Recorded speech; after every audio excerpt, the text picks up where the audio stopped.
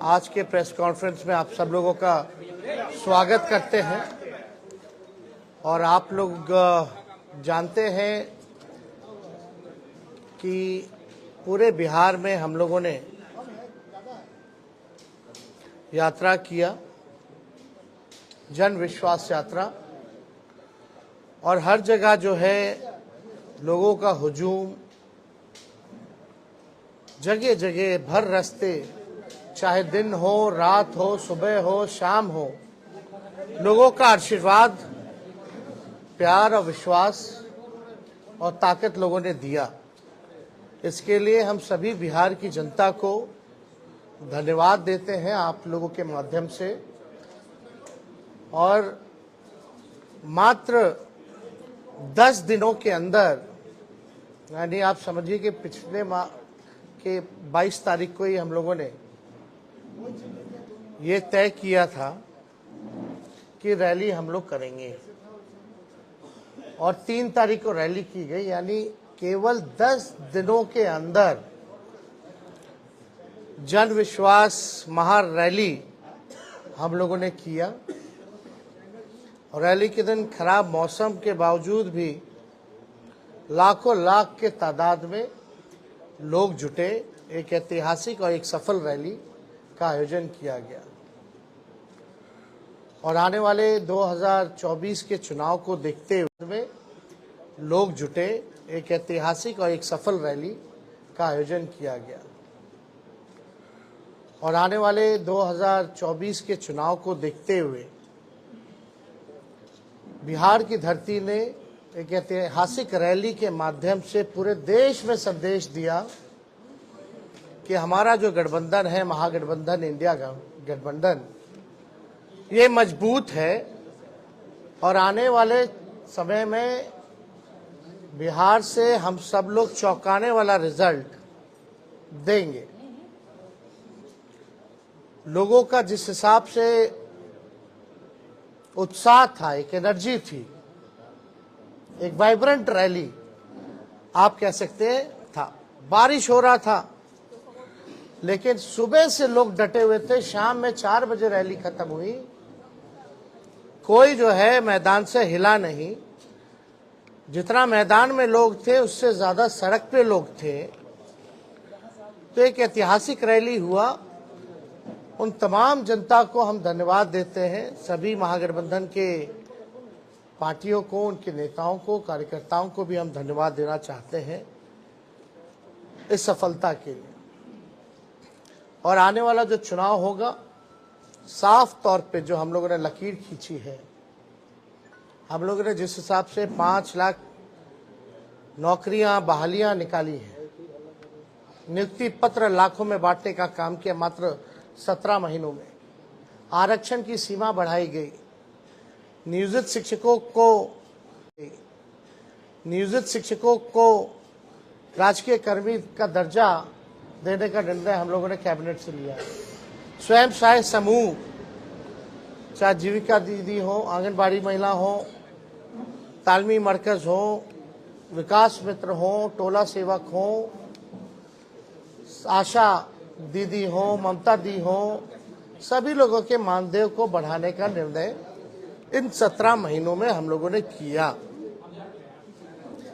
इसके साथ साथ स्पोर्ट्स पॉलिसी के साथ साथ, आईटी पॉलिसी के साथ साथ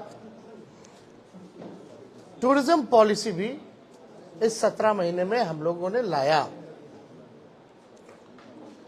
जो खिलाड़ी स्पोर्ट्स पॉलिसी के तहत हम लोगों का था कि भाई जो खिलाड़ी मेडल लाएंगे, बिहार का, देश का नाम रोशन करेंगे, उनको भी हम लोगों ने नौकरियां दी। और हाईएस्ट लेवल है उस नियमावली में डीएसपी के लेवल तक का नौकरी जो है लोगों को मिलेगा, जैसा वो मेडल लाएंगे। तो खेल के साथ साथ जो पढ़ने वाले लोग हैं, हम लोगों ने नौकरियां देने का काम किया। हम लोगों ने 17 महीने में लोगों के हाथ में कलम दिया। और वहीं बीजेपी के लोग केवल नफरत बांटने का काम कर रहे हैं, तलवार बांटने का काम कर रहे हैं।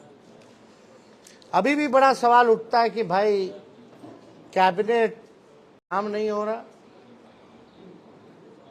और जो बजट भी आया वो बजट में हम ही मंत्री लोगों का साइन था। जो केवल भाजपा के वित्त मंत्री जो हैं वो पढ़े हैं, वो हम ही लोगों का काम का गुणगान जो है वो लोग कर रहे थे। ये बजट में देखे तो कैबिनेट में सबसे ज्यादा मंत्री राष्ट्रीय जनता दल के कोटे के थे, कांग्रेस के थे। तो हम ही मंत्रियों का साइन जो हम ही लोगों ने भेजा। खैर ये बातें अलग हैं, लेकिन हम लोग पूरी मजबूती के साथ आने वाले चुनाव में हम लोग लड़ेंगे और बिहार से हम लोग चौंकाने वाला रिजल्ट हम लोग देंगे। तो इसीलिए आप सब लोगों को हम आज बुलाएं ताकि आपके माध्यम से हम लोग बिहार की जनता को धन्यवाद दें।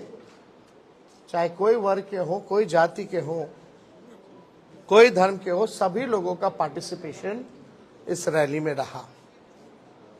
तो इसलिए आप सब लोगों को भी यहाँ धन्यवाद देते हैं। और कोई सवाल होगा तो आप लोग बेशक पूछ सकते हैं। एक सवाल है, आप कहते हैं कि आप कलम बांटने का काम करते हैं और भाजपा वाले तलवार बांटने का काम करते हैं, लेकिन इंडिया ब्लॉक के एक नेता हैं ए राजा, उन्होंने कहा है कि भारत एक देश। मुद्दे की बात होनी चाहिए। पिछले बार चौकीदार हो गए थे, अब जो है परिवार हो गए हैं। ये इससे नहीं, आपको बताना होगा कि आपने कितने रोजगार दिए, आपने कितने कारखाने दिए, आपने महंगाई कम किया कि नहीं किया, आपने पलायन रोका कि नहीं रोका, आपने क्या इंडस्ट्री निवेश बिहार के लिए क्या लाया।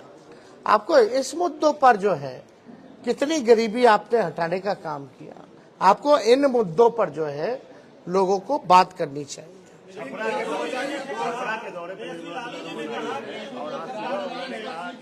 लालू जी ने जो बयान दिया था परिवार को लेकर के, मोदी पर जो सवाल खड़ा किया था, ये ओछा बयान है, इस तरह के बयानों को नहीं देने चाहिए। इसमें तो सारा बात आ ही गया है, इसमें क्या कहना। कुछ इससे कोई फर्क नहीं पड़ता हूँ क्या कहते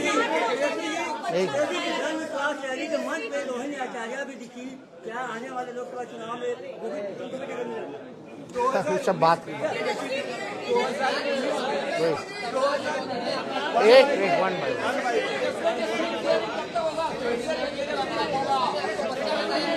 एक कोई समझ में नहीं आ रहा कौन क्या बोल।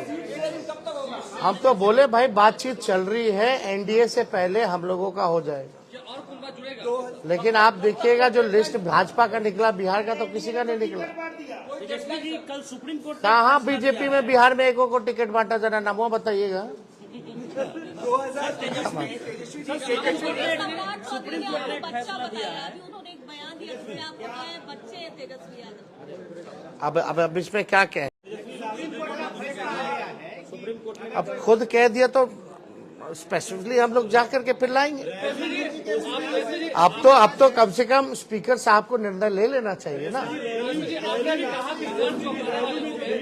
उसको लेकर भाजपा कह रही है कि पैसे पर बुलाया गया है, क्योंकि भाजपा का ये कहना है। ठीक है, उनकी मर्जी। एक बार फिर सब जितना लाखों लोग आए ना, सबके यहाँ ईडी सीबीआई भेज दे, बता देगा लोग।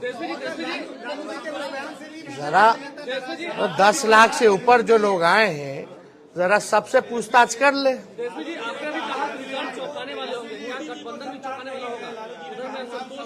अभी आप हिंदू नहीं है, लालू जी ने ये कहा तो उस पर भी नाराज है बीजेपी के नेता। आपको एक बात समझना पड़ेगा। हाँ पूछिए। जैसे लालू जी ने बयान दिया, हिंदू नहीं है, उनको संतान नहीं। ये बीजेपी में कैंपेन शुरू हुआ कि मैं मोदी परिवार, फिर हिंदू है कि नहीं, उसको लेकर के उन्होंने कुछ वीडियो जारी किया, कहाँ कहाँ उन्होंने पूजा और राम मंदिर। क्या लगता है 2024 में जो ये एजेंडा सेट हुआ उसमें लालू ने ही मदद किया? ये हिंदू, राम मंदिर और परिवार कोई काम करते हैं और भाजपा वाले तलवार बांटने का काम करते हैं, लेकिन इंडिया ब्लॉक के एक नेता हैं ए राजा, उन्होंने कहा है कि भारत एक देश नहीं है और अगर ये एक देश है तो एक भाषा और एक परंपरा से ये होनी चाहिए। और उन्होंने आगे बढ़ने के बाद ये भी कहा कि रामायण में वो भरोसा नहीं रखते हैं और राम सही नहीं है। ये उनका व्यक्तिगत बयान है, ये हम लोगों का नहीं।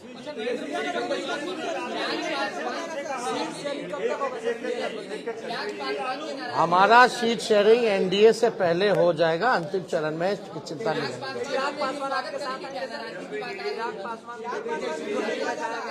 ठीक है, इस पे हमको क्या कहना, हमको तो कहीं जाना है नहीं, हम तो जहाँ हैं वही है, जिनको आना होगा वो ना बताएंगे, वो तब की बात है, तब की बात। भूषण शरण सिंह ने कहा है कि मैं एक- मोदी का परिवार हूँ।